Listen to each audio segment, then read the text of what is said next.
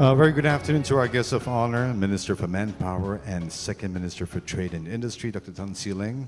Minister, good afternoon and thank you for gracing our event. IRENA Director General Francesco La Camera, Your Excellencies who joins us here today, distinguished guests, ladies and gentlemen. My name is Harjit, your MC. We are pleased to welcome you to the second Singapore-IRENA High-Level Forum, which is co-organized by the Energy Market Authority of Singapore and the International Renewable Energy Agency, or IRENA in short, in partnership with the Sustainable Energy Association of Singapore. The team is realizing the green energy financing and decarbonization opportunities for a net zero future. With a lineup of distinguished speakers from across governments, financial institutions, and industries leaders, today's forum will provide valuable opportunities for governments and industry thought leaders from around the world to take stock and identify innovative pathways to accelerate the region's energy transition. We'll begin today's forum with the opening remarks by our guests of honor, followed by our distinguished speakers. It gives me great pleasure to invite Dr. Tan See Leng, Minister for Manpower, the Second Minister for Trade and Industry Singapore, for his welcome address. Minister, please.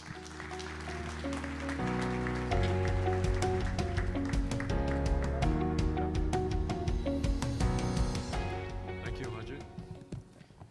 Distinguished guests, ladies and gentlemen, a warm welcome to all of you to the Singapore International Energy Week and to the second Singapore International Renewable Energy Agency, IRENA High-Level Forum.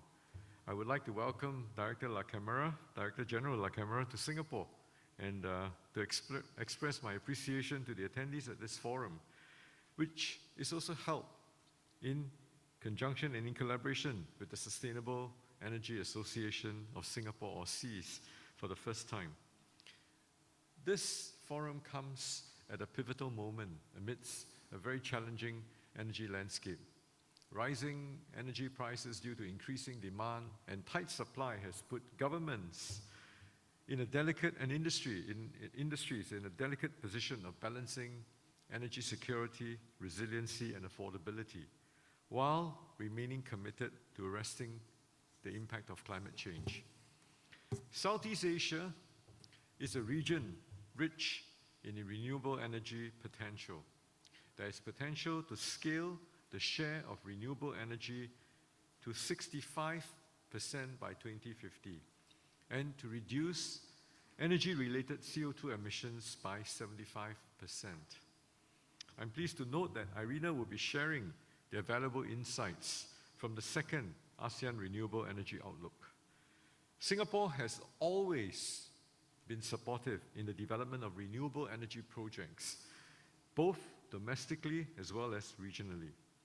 Singapore's companies and research institutions have been accelerating solar deployment across various parts of Singapore. The Keppel infrastructure at Changi Building, which just reopened last month, was retrofitted with over 4,000 square meters of photovoltaics. This is expected to yield 600,000 kilowatt hour per year of renewable energy, doubling the building's energy consumption. We are also pushing boundaries, and we are exploring innovative ways to enhance renewable energy deployment in Singapore.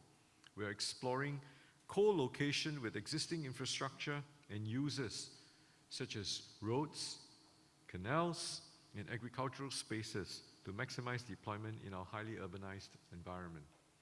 This is doable. A solar green roof featuring the co-location of a 285 kilowatt peak solar PV system and greenery has been deployed near the main village on Pulau Ubin. This test bed will examine the use of greenery to regulate ambient temperatures of rooftop solar deployment. And as we work to introduce more renewables into the system, it is essential to ensure resiliency in our grid. We are making significant moves in developing supporting infrastructure, such as the power grid and energy storage systems. For example, Sembawang Corporation, or Semcor, is installing a 200 megawatt energy storage system on Jurong Island, which will be operational by November this year, November 2022. This is the largest ESS deployment in Southeast Asia, and the project will support our efforts to enhance grid reliability and will also maximize solar deployment in Singapore. Our company's experience in deploying and maximizing solar deployment in Singapore, as well as deploying supporting infrastructure like energy storage systems, put them in a good state to work with international and regional partners on renewable energy development in the region. Some of our companies have already successfully expanded in this area. Sun Cable and A-Star have entered into a master research collaboration agreement to advance green grid technology innovation and infrastructure planning. They will jointly pursue innovation in energy system models and battery technology to further connect renewable electricity power grids across Asia. Now, beyond clean energy companies, Singapore is also committed to supporting Asia's transition to a low-carbon economy through its Green Finance Action Plan. We're working to galvanize and to channel funding to support the decarbonization efforts. Platforms such as Infrastructure Asia also serve as a bridge to connect the region's public and private sectors in scaling the viability and the visibility of infrastructure projects. While we seek to produce more renewable energy to meet demand, it is ultimately important for us to conserve energy to reduce overall energy demand emissions while contributing simultaneously to energy stability. To achieve this, it is necessary for both the private and public sectors to work closely together and to put in place the right incentives for the private sector to manage their energy demand. Commercial and industrial consumers are invited to participate in a 2-year demand response interruptible load sandbox to optimize their energy demand. We have taken in feedback from the industry to streamline the programs to make it easier for potential participants to take part, such as streamlining and reducing penalty thresholds, as well as providing more certainty in activation times to participants. More than just a gathering of thought leaders from around the world, I hope that today's forum will become a testimony to the strong relationship between Singapore and IRENA. I'm confident that today's forum will provide excellent thought leadership on clean energy transition and contribute significantly to the upcoming discussions at the COP27 conference in Egypt. With that, may I now invite Director General La Camara to deliver his remarks. Director General, please. Thank you very much.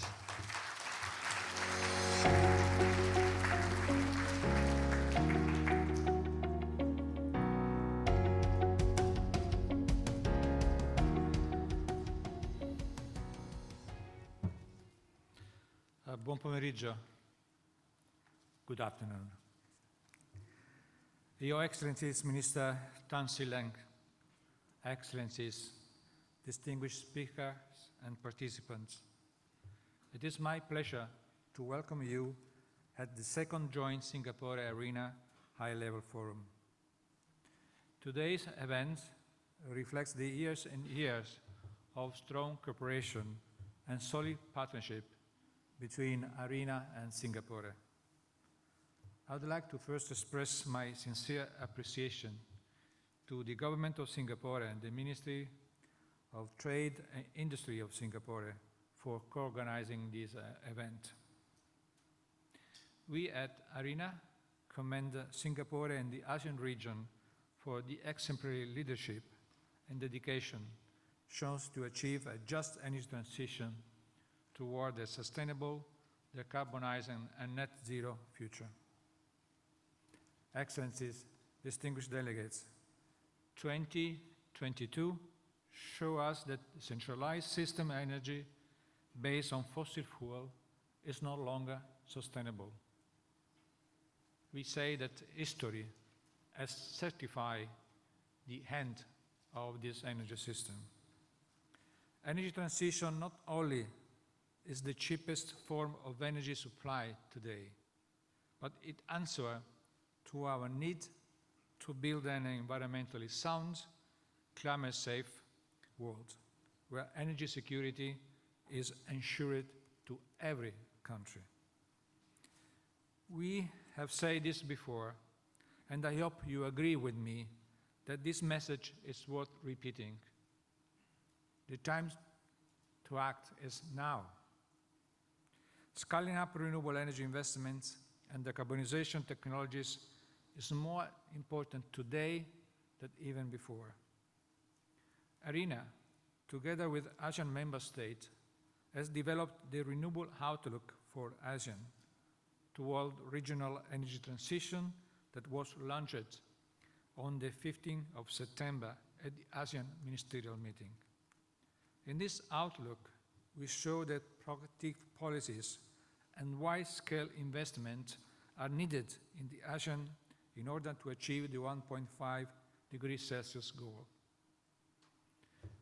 $200 billion to 2045 billion annually will need to be directed into renewables, energy efficiency, and enabling technology infrastructure over the period from here to 2050. This means around 6 to 7 trillion of US dollar in cumulative energy investment to 2050. So that's evident. The investment is significant, but so are the benefits. We are at a crossroads, and we have a pivotal choice to be made. Do we continue to rely on fossil fuel despite the compounding crisis we have been witnessing these past few years?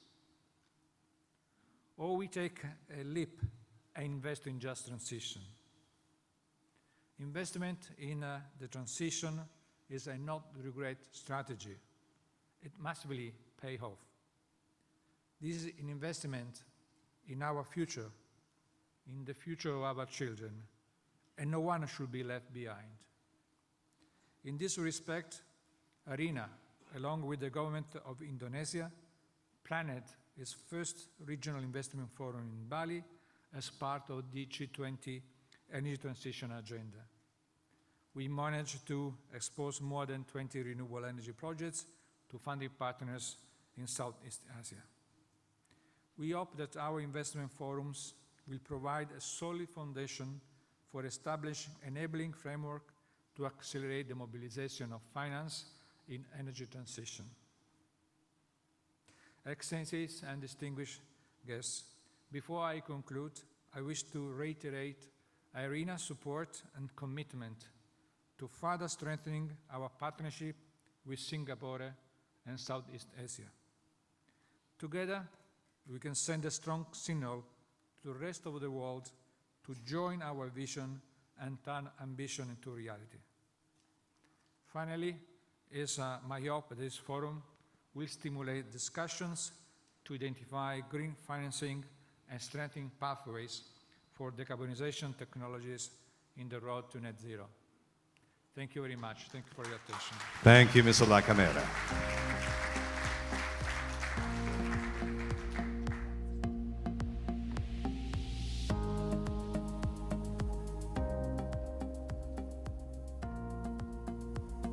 It gives me great pleasure to now invite the Vice Chairman of Sustainable Energy Association of Singapore, or SEAS in short, Mr. Christoph England, on stage for his welcome remark.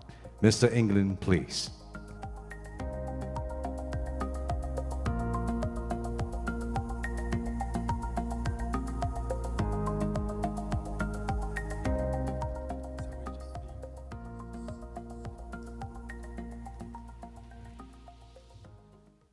So thank you, Harjit.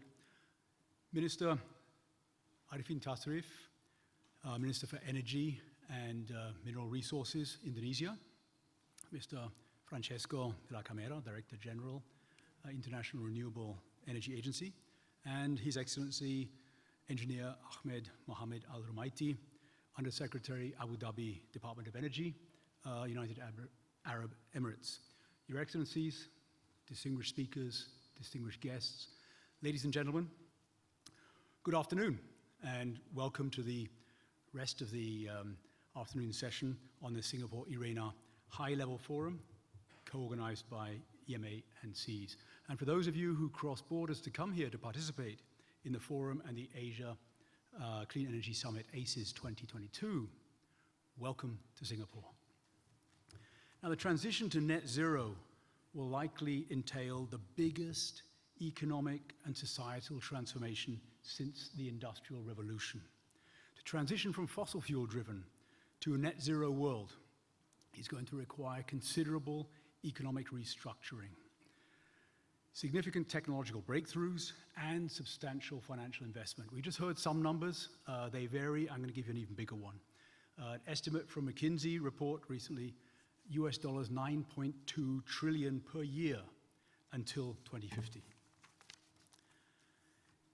There's been a surge, or there is a surge in energy demand in the developing countries of the world, but even more so here in Southeast Asia, driven by substantial economic growth. Plans are underway to accelerate the energy transition under the ASEAN Plan for Action for Energy Cooperation. However, despite progress, investments in energy transition remain fragmented, with regions such as Southeast Asia and the rest of Asia-Pac, excluding China, Japan, and India, receiving only 8% of total global investments, so way under proportionate to the population that we have here. Now, several private sector initiatives are underway as well, with the most recent one launched at COP26.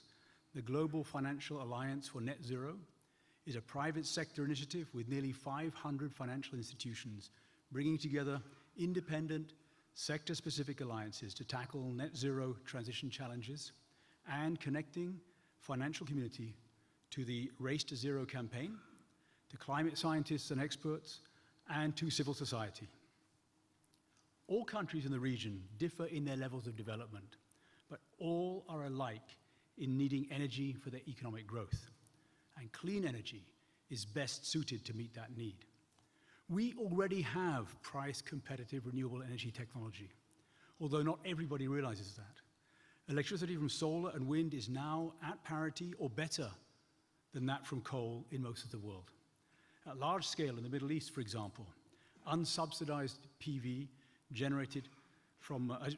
is generating electricity unsubsidized for less than $15 per megawatt hour. And it's much faster to build a PV power plant than it is a fossil-fired generator. PV is also unique in its scalability, from gigawatt range right down to small single-digit watts for off-grid systems.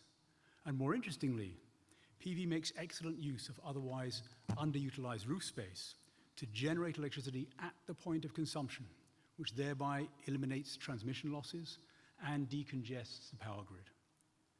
Technology is ripe, commercial viability is proven, and investment capital is abundant. The missing ingredients for faster progress are better aligned policies and regulations. We now need governments and regulators to create the enabling environments for capital to flow smoothly in developing and executing projects. Just an example of some low-hanging fruit. All governments in the region have pledged renewable energy targets. Why is it that some of those governments' own utility operators forbid the export of surplus rooftop PV energy into the grid? That means you have underutilized rooftop capacity. Curtailing it is really senseless. What a low-hanging fruit to align the policies at top government level with the policies at the operational regulator level. Other areas needing attention as we grow the green economy are to develop capabilities in the sector and create green jobs. This requires retraining personnel from some existing industries. It also means revamping the curricula of our polytechnics and universities to feed this growing industry, as well as providing fulfilling careers to the workforce. A decade from now, I believe we'll be looking back at 2022 as a year in which wildfires and floods finally convinced policymakers that climate change is real and that we can no longer postpone the goal of net zero by the mid-century. We must meet that goal, and the time for action is now. We must use every economic, policy, and financial tool to make sure we stay on this path. We hope that today's forum, as well as the entire Energy Week, will give you many ideas, the right connections, and inspiration to do your part. In closing, I'd like to thank the Honourable Ministers for gracing this forum and our co-organisers, the Energy Market Authority, for their support. I wish you all present here a successful and fruitful session. Thank you. Thank you very much, Mr. Christoph Ingram.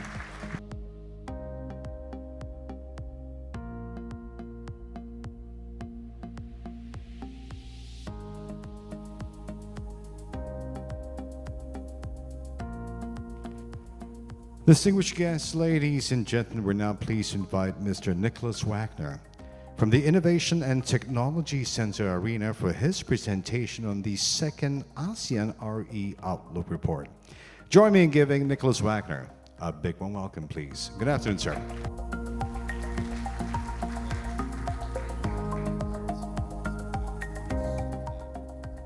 Thank you very much. It's nice to be here. Thank you to the government of Singapore and all the organizers for organizing such a wonderful event. I will go very quickly through these slides, but I'd like to start by giving you a perspective from our World Energy Transitions Outlook. So we have every year our flagship report where we talk about the global energy transition, the most recent from earlier this year. And I think there's a lot of interesting information and findings in there, but one of them is the opportunity that presents itself in the energy transition in terms of the level of investment needed.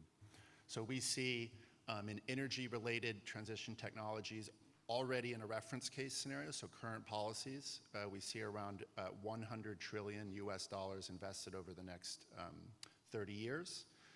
For a 1.5 degrees Celsius aligned trajectory in the energy system, we think there needs to be an additional mobilization of around $30 trillion. So it's not a substantially larger sum, but what's interesting is the difference in the sort of the constellation of investments. So as you would expect, we see significantly higher investments in energy efficiency, in renewable energy, and in electrification. We do still see investments in fossil fuels and carbon removal technologies, but importantly, we see about $25 trillion reinvested away from fossil fuels into renewables. So I want to just make this point that this is a tremendous business and economic opportunity in addition to a technological opportunity as well. So now I'll go into some details on some recent work that we've released related to ASEAN. We've been working in ASEAN for many, many years. We've released previous outlooks and worked with many governments across the region, but as was mentioned earlier, both in the remarks by the Minister and by the Director General, we have recently released a renewable energy transition outlook for ASEAN about a month ago with the support of the government of Denmark, the ASEAN Center for Energy, and all 10 ASEAN member states, including Singapore. And we map out over the long term a 1.5C aligned energy transition scenario for the region. This is what the following slides will mostly focus on, but we've also done more in-depth work with governments in the region. Most recently, a report that we released last week for Indonesia, with the support of the government in Indonesia, going into much more detail in the case of Indonesia, and we'll have a forthcoming report focused on Malaysia. So what is the challenge across ASEAN? Well, we see in ASEAN economic growth, population growth, and energy demand growth. So in a sort of a current policy scenario, what we call the planned energy scenario, we see emissions double, energy-related CO2 emissions double. In fact, they could go higher in a business as usual case, but we think this is the most likely emissions trajectory. So what is important is that we reduce those emissions consistent with the global goal to be net zero. We're able in this report to identify solutions that reduce emissions by 75% compared to that. And you can see here that the bulk of emissions are related to efficiency, renewables, electrification. And this is, I think, results that you start to see, that we've been talking about for years, but that you start to see from other organizations that the bulk of the solution is related to these key tenets of energy efficiency, renewables, direct electrification, indirect electrification. electrification. We've mapped out some of the key indicators that we think will represent the energy system of the future in ASEAN. One is, I think, evident to many here and was discussed also by the Vice Chairman most recently, that the economic competitiveness of renewable power has really increased substantially. Our costing work shows that today, in most instances, new renewable capacity is more cost competitive than existing coal.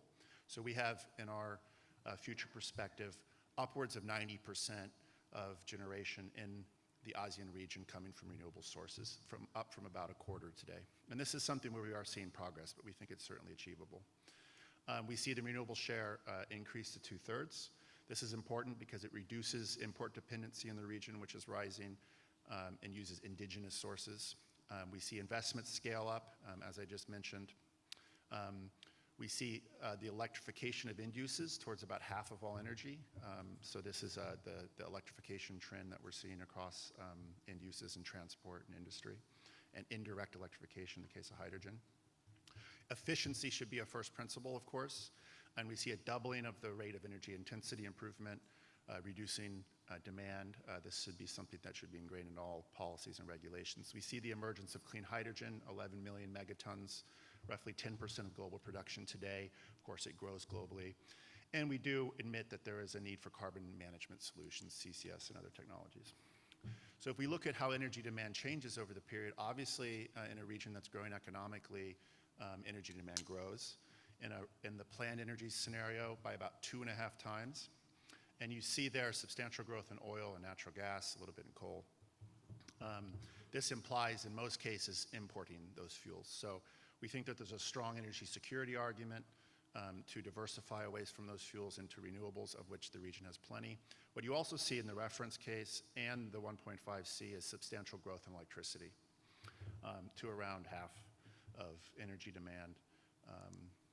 And what that implies is substantial investment and growth in the power sector. We show here capacity, which sort of inflates the growth needed because of the need for additional capacity to produce similar generation when you utilize certain renewables. But if you go to the report, you'll see a much more nuanced and full discussion around what needs to be done. But even in the planned energy scenario, you see substantial growth in renewable power technologies. So, but what we see is that solar PV plays a very pivotal, important role in our energy transition scenarios. We do sensitivities. We have a 90% generation and 100%. That's the difference between the two far right bars. We also see the importance of other renewable sources, such as wind, hydro, and bioenergy. And of course, this can't be done in isolation. We really emphasize the importance of regional collaboration and interconnection.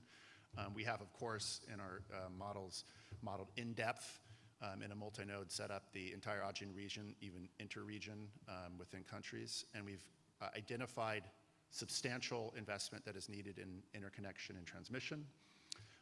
2/3 of investment relate to power systems. So we say that the ASEAN region needs around 7 trillion, 6 to 7 trillion in energy transition related technology and infrastructure investment over the next 30 years. 2/3 of that is related to renewables power or power system flexibility.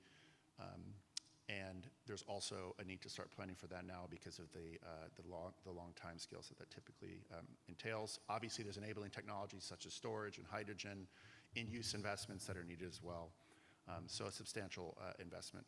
Now, people often say, well, that sounds expensive. It's not. We model in great detail demand and power system. We have, I think, relatively conservative cost estimates, and still the transition to 1.5C across ASEAN in the 90% renewable scenario is less cost than the planned energy scenario. So that's a result of mainly of fuel cost savings without having to import and pay for fossil fuels. And that amounts to about 160 billion over the period. It's also important to look more holistically at the energy system because, of course, it has additional costs related to external costs. So we quantify health and environment costs, and there, as is seen most elsewhere, there's tremendous costs with using fossil fuels, and we've quantified the savings, if you follow up the 1.5C scenario, of amounting to between 500 billion and 1,500 billion US dollar over the period. So to summarize, we think that the region can scale up renewables substantially. The potential is there to around 2/3 of energy demand, or 90% or more of the power system. We think you can reduce emissions by 75% compared to current policies. In the near term, the focus needs to be on everything, but in the near term, there's obvious enabling technologies such as solar PV with over 200 gigawatts in the next 10 years, battery electric vehicles and chargers.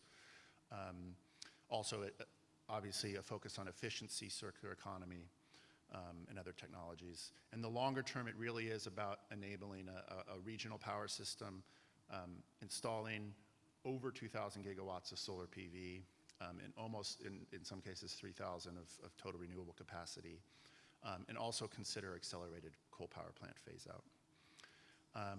The bulk of investments will go to power system. Doesn't mean all of them, but that needs to be considered in investment planning. And finally, the transition that we outline is actually can be done for similar or least costs, and also result in substantial additional savings related to reduced damages to health and the environment. So overall, a compelling economic case, a scenario that's possible on the technology level.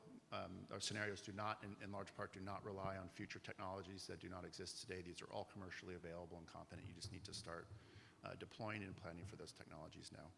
So just tick down to 0, and thank you, everybody, and I wish you all a nice and enriching discussion here in the coming sessions. Thank you very much. Thank you, Nicholas.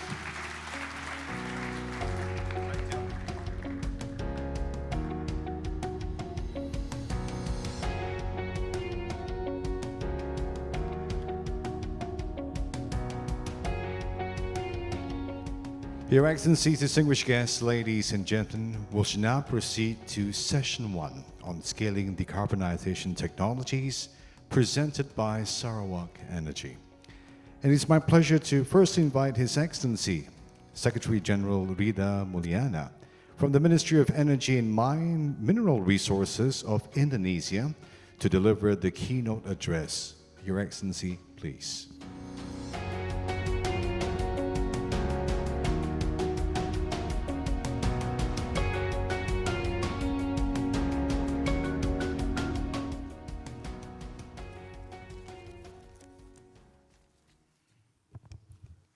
Bismillahirrahmanirrahim. Excellency, Minister of Manpower and Second Minister of Trade and Industry of Singapore, Dr. Tan Sri Leng or his representative, Under Secretary of Abu Dhabi Department of Energy, His Excellency Mr. Ahmed Mohamed Al-Rumaiti, Director General of IRENA, International Renewable Energy Agency, Mr. Francisco Da Camera, distinguished speaker, ladies and gentlemen, good afternoon. It is indeed a great honor for me to join the Singapore-IRENA High-Level Forum under the term of realizing green energy financing and decarbonization opportunity for net zero future. And in this session, we are going to discuss the scaling decarbonization technology. Aside from finance, technology is a critical enabler for accelerating energy transition. We need technology innovation across all sectors to produce the next generation technology for our low carbon future and achieve a just and sustainable energy transition whilst reaching the last mile in energy access. According to the IEA, only 50% of technology is available to support energy transition. It has solar, wind, hydro, and geothermal energy, whilst the remaining, such as hydrogen-based steel, advanced batteries, small modular reactor, and others are still under development.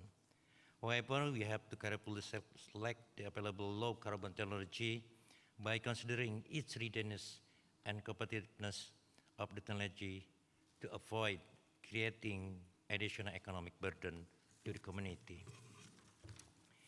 In case of Indonesia, the next 4 decades, we will deploy massive renewable energy for more than 700 gigawatt capacity of solar, wind, hydro, geothermal, nuclear, and hydrogen by 2060. The government has also set strategies for reducing the use of fossil energy by converting primary energy from fossil fuel to renewable, biomass covering for coal-fired power plant, and gradual retirement of fossil power plant. Excellency, ladies and gentlemen, the availability of energy infrastructure is very important to connect the center of energy production to the center of high energy consumption, particularly for Indonesia as archipelagic country.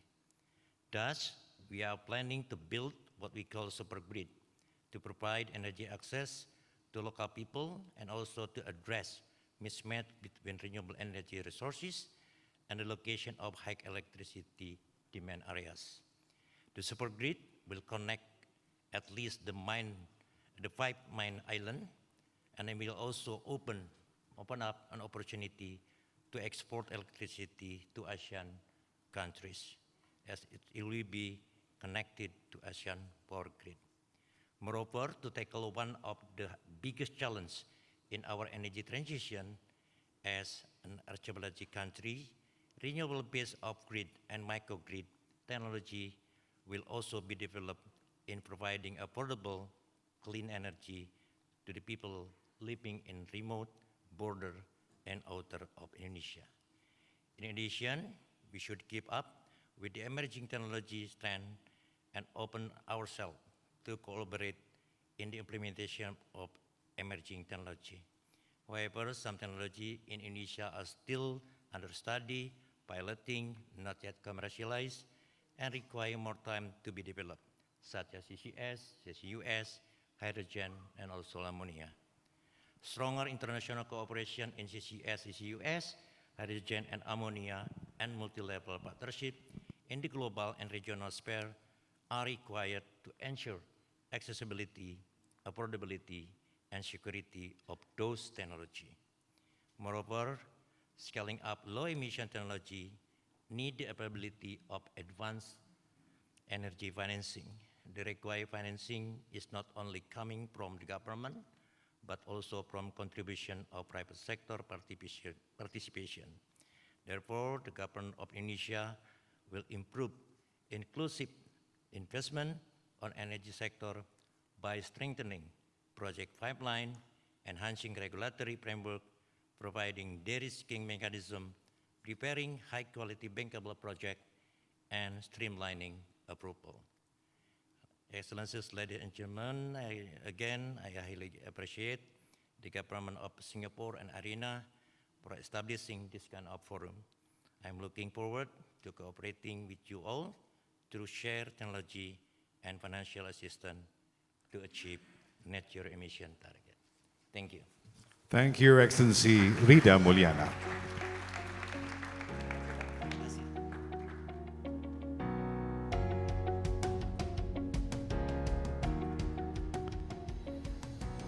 May we please now invite His Excellency Under-Secretary Engineer Ahmad Muhammad Al-Rumati from the Abu Dhabi Department of Energy, United Arab Emirates, to deliver the keynote address. Your Excellency, please.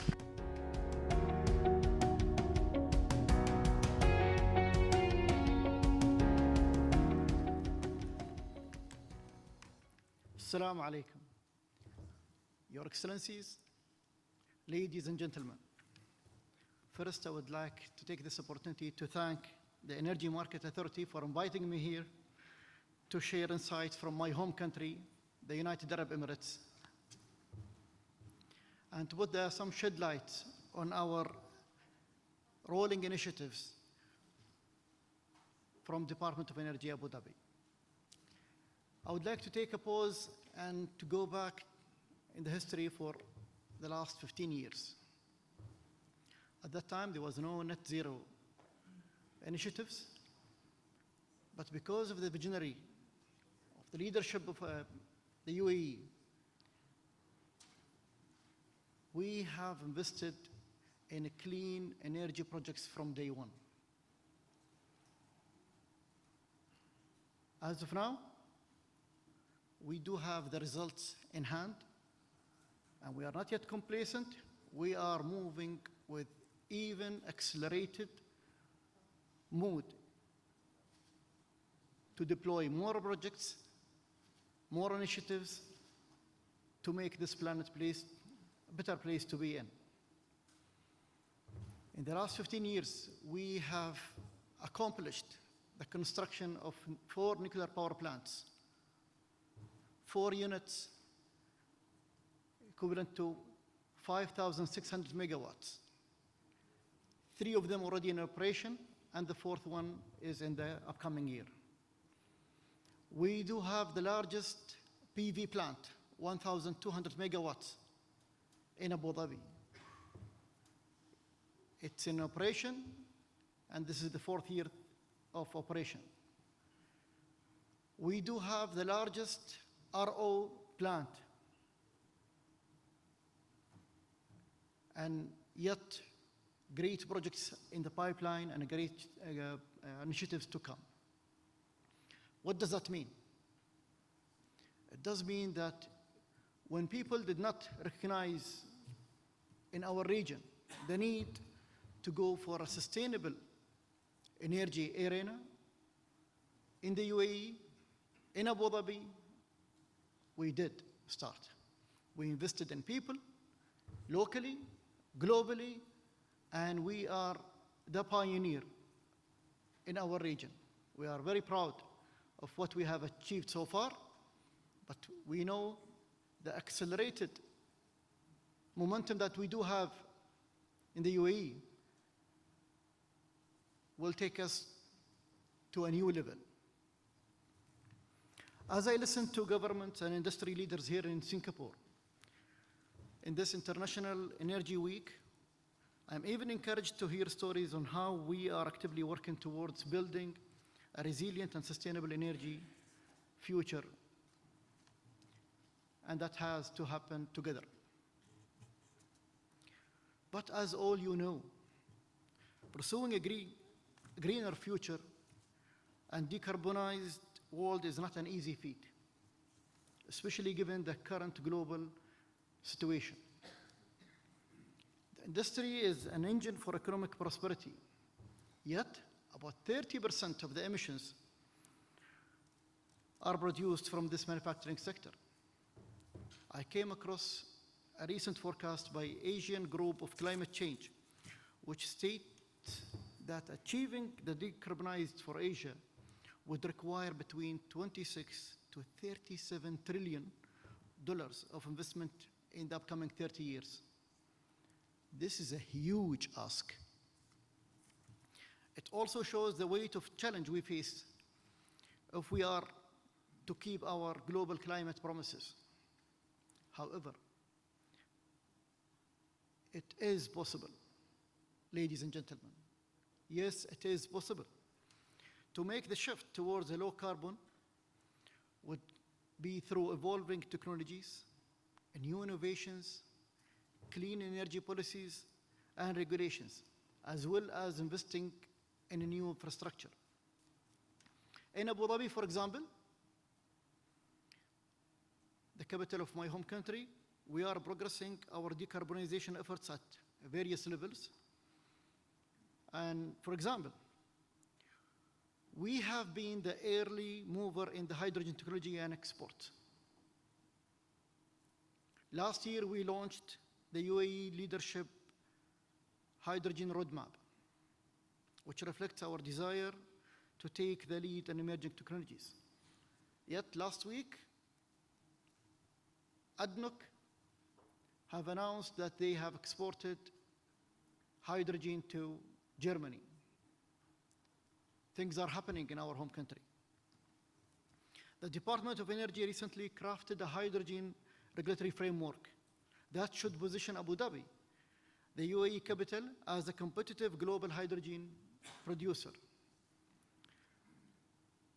These combined will increase our clean energy generation capacity to more than 11 gigawatts by 2030.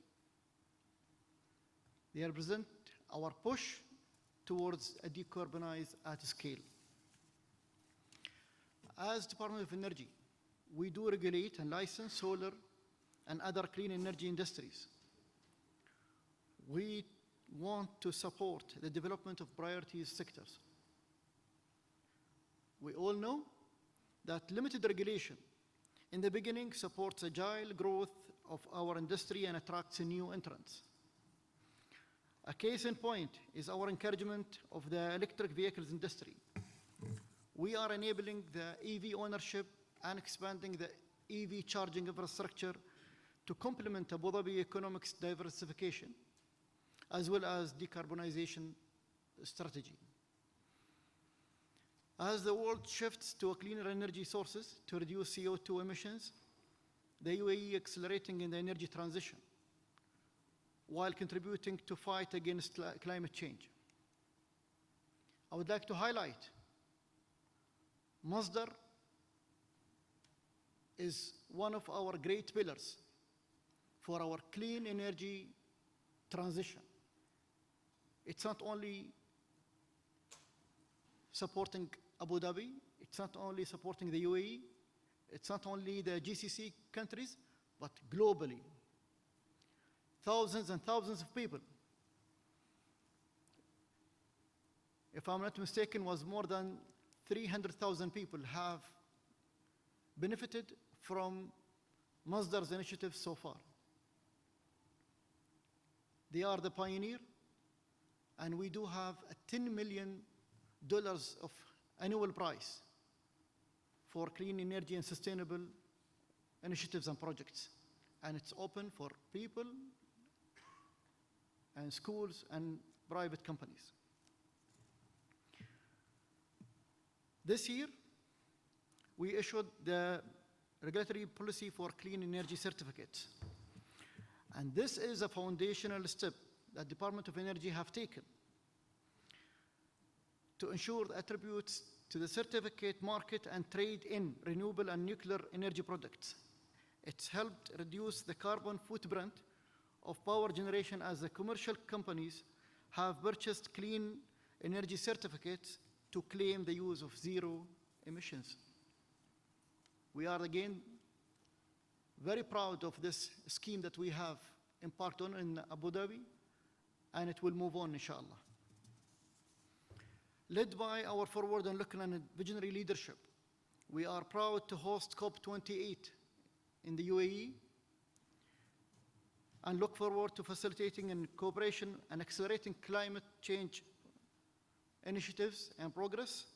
We aim to collaborate with governments, scientists, and private sector on practical solutions to meet the climate change challenges and deliver practical clean energy solutions. In Abu Dhabi, we do believe our ambitious for decarbonization agenda will drive the change we need on the ground. And we accelerate our efforts towards a sustainable future. As this session progresses, I look forward to listen more to innovation ideas and new developments in the decarbonization arena. Thank you all. Thank you, Your Excellency.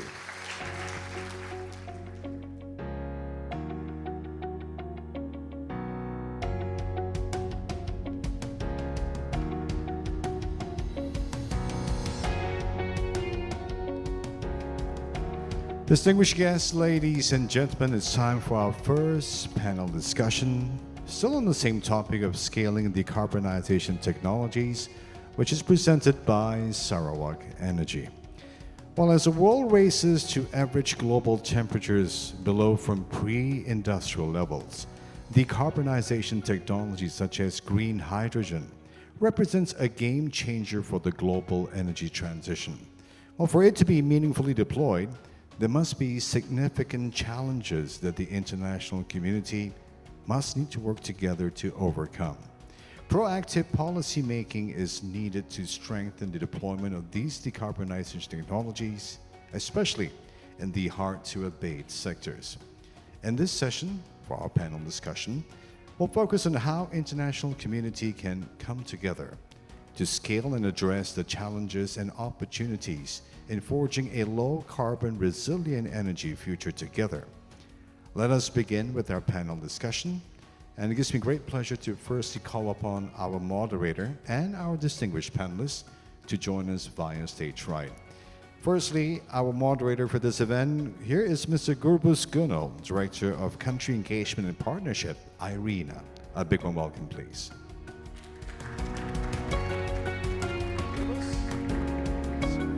And he's joined by Yoon Yong Kim, President, Singapore, Malaysia, and Brunei, Schneider Electric. Good afternoon, and thank you for joining us. Dato' Haji Sharbini Suhaili, Chief Executive Officer of Sarawak Energy.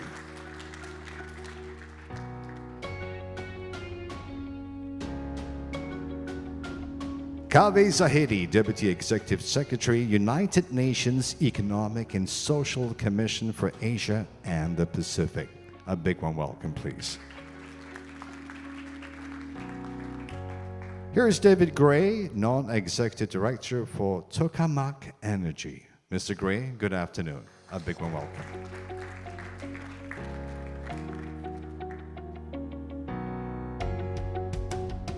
His Excellency Dr. Akomdat Bongse, Director General of Planning and Cooperation from the Ministry of Energy and Mine, Lao PDR. A big one welcome, please.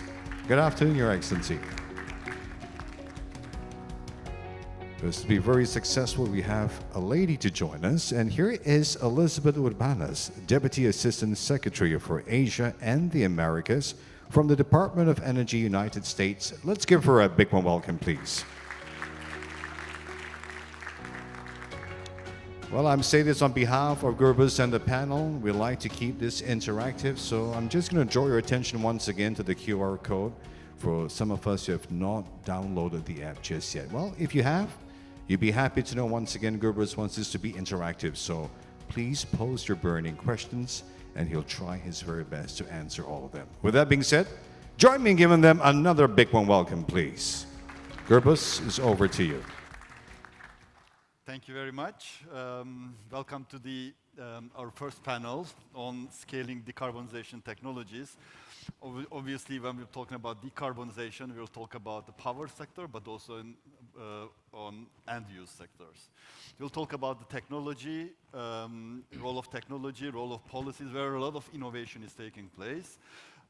Also related to market structures, business schemes, so it's quite an innovative area. And we have a very narrow window of opportunity to stay on the net zero pathway by 2050. But to achieve it, we need scale, and we need, obviously, we need to do things quickly, so we need speed. So with this, let me start with, on the technology side, with Yoon Kim. Do we have the necessary scale and speed of deployment for decarbonization technologies? And what's your experience, your observation on the adoption of those technologies by the industry? Thank you. In fact, technology is available in all three areas that you mentioned. Number one is the generation of the power. Number two, on the distribution of the power. And number three, on the power utilization by the end user. And we have to make this very clear where whenever we apply the technology in different part of the segment of the utilization of energy is relevant. And technology is there. Of course, everybody question how the investment and the cost and payback, and is this feasible? And we see more and more companies going in the CAPEX to OPEX model. And of course, we have a lot of solutions that bring in the reality. All this decentralization of energy, because while in the past we used to have only one big energy source, we see more and more decentralized energy scheme, where we necessarily need to use the technology to make it a very intelligent and smart grid process, as well as how you embedded the renewable energy into the grid and when to use that and whenever, how you can storage that, as well as how you can make sure that you use in a most efficient and cost economical way. So technology is there. I think the business model in the sense of CAPEX to OPEX model is there available. And we can share more details, but yes, I will start with a statement. Yes, technology is there. Technology is enabling our journey. All right. Thank you very much. Let me turn to Dr. Wong Sai from Ministry of Energy of Laos PDR and ask a question on more on the policy and regulation side. So what is Laos PDR is doing, and what are the decarbonization pathway for Laos PDR, and maybe if you have some vision for the overall broader ASEAN perspective, we would very much like to hear from you. Well, thank you, and Christmas. Well, I'm from the government sector, so I will, talk about a little bit about the government perspective. I myself already mentioned yesterday the Singapore-IRENA ministerial roundtable meeting that our government of Laos PDR, we have the vision of the energy 2030 that we are going to, the energy mix will be 75% accounting for hydropower, and 14% from thermal, and 11% for IE. So this is the showing that we are now moving all forward for the IE development. Before we proposed only 3.5% in 2030, but nevertheless, the National Assembly has been adopted that we have to increase the IE for our vision on 2030 to 11%. Yeah. Thank you very much. If I ask a similar question to Datu Suhailili from Sarawak Energy. In fact, yesterday we heard from the Premier of Sarawak the great vision of Sarawak in terms of energy transition and decarbonization. And we heard about the 8 gigawatt of hydropower that is available for harnessing, not only for Malaysia, but also for it has a larger perspective at kind of decarbonizing ASEAN. So from that point of view, how do you see the role of Sarawak energy and Sarawak hydropower within the overall energy transition of the country and the region? Yeah. Thank you for the question. In fact, let me start by saying this. When we talk about climate action and energy transition, typically we talk about solar and wind, and hydropower is normally missing from that conversation. So I think it's a good time for us now to bring hydropower, including pump hydro, back into the conversation. And hydropower is like the forgotten giant of low carbon electricity, right? And we know that hydropower can give us the cleanest source of energy, and it offers the lowest greenhouse emissions per unit of energy, And today we know that around the world, about half of this hydropower potential, economy viable potential, is not developed yet. So we have a lot of potential to advance, energy transition by advancing hydropower. And we know as well that, to me, hydropower is the best complement to variable energy such as solar and wind. And it is, perhaps the best option for rapid deployment and integration of solar PV and wind into the grid. And so I think solar has a big role to play in energy transition and climate action. And that's where company like Sarawak Energy can contribute, as you mentioned. Our Premier mentioned yesterday that we have, in terms of high potential hydropower sites, we have more than 8,000 megawatts. We have developed 3,500 megawatts of that, and another 1,275 megawatts is coming on stream in 2027. And because of that, we have actually reduced our grid emission intensity by 72% from 2010 to 2020. And if you look at where we are today, we have already met the 2 degrees Paris Agreement target in 2014. So going forward, we're looking at reducing that further to 1.5 degrees and below. And on top of that, we are also looking at what we call that optimizing other renewables, yeah, like floating solar, for example. And today, we are in the process of building a floating solar at one of our hydro dam in Sarawak. And we have huge, what they call that, internal water bodies in the state. In fact, our Bakun reservoir is as big as Singapore Island. And we can, develop a few gigawatts of floating solar. And, floating solar and hydro, to me, is a very good combination because the reservoir itself, the dam, actually acts as a battery. Yeah, so during the daytime, you dispatch the solar, and you keep the water behind the dam. And during the nighttime, you would then flow more water through the turbines to generate power.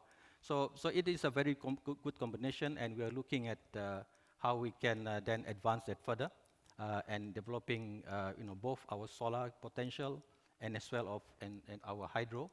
And on top of that, we are also looking at biomass. And of course, there is, in terms of wind, we don't have that much speed in Sarawak. So, but the fact that our government took a bold step in 1980s by what we call that, developing our hydro potential, and we accelerate that by post 2010, we are actually contributing to Malaysia's NDCs, and we are very glad to be in this position today. Thank you. Thank you very much. Definitely, I mean, Sarawak has a great potential to be the battery of the entire ASEAN region. And let me turn to one of the long-standing partners of the region, United States. Elizabeth, if I can ask you, or just first refer to the latest joint statement made by Singapore and United States a few months back. And among other things, the one point that was highlighted there was the urgency to accelerate energy transition in the region to reach net zero climate goal. So if you can just tell us about the United States vision on how to support the region in their energy transition. Great, thank you very much, and I'm very happy to be here. Look, this region is extremely important to the United States. This region, it holds a host of key partners for the U.S., and the U.S. is very interested in continuing to work and stepping up our work on deploying clean energy and other solutions in the region to help countries in this region who have commitments to net zero goals or other clean energy or climate-related goals. We think it's extremely important, and the administration is very serious about working together through a variety of programs that have and are being launched in the region, whether that be the Net Zero World program that we are launched last year and are now working with Indonesia and hoping to work with other countries in the region on, and also several other programs, Clean Edge Asia, which is an important program that's been ongoing for a while, as well as working with ASEAN through the energy ministerial process that we've had for the past 2 years to try to really expand not only our relationships with folks in the clean energy space in these countries, but also to seriously look at working with one another to leverage the strengths of the United States and these countries to work together. And from the perspective of the Department of Energy, what that means for us is looking at energy planning with countries, helping them do analysis and testing, helping them look at specific clean energy technologies. We in the United States, in the past year, have had substantial funding dedicated to our research and development programs at our 17 national laboratories across the United States, where some of the most cutting-edge technologies are being developed. And we look to work with our partners in Asia to think about deployment of those technologies, not only in the United States, but also the benefit of those technologies here in the countries of Southeast Asia, where there's tremendous opportunity not only for renewables and energy efficiency, which are important, but also for other important sources of reducing carbon dioxide emissions like direct air capture and also CCUS, which is an area that we work very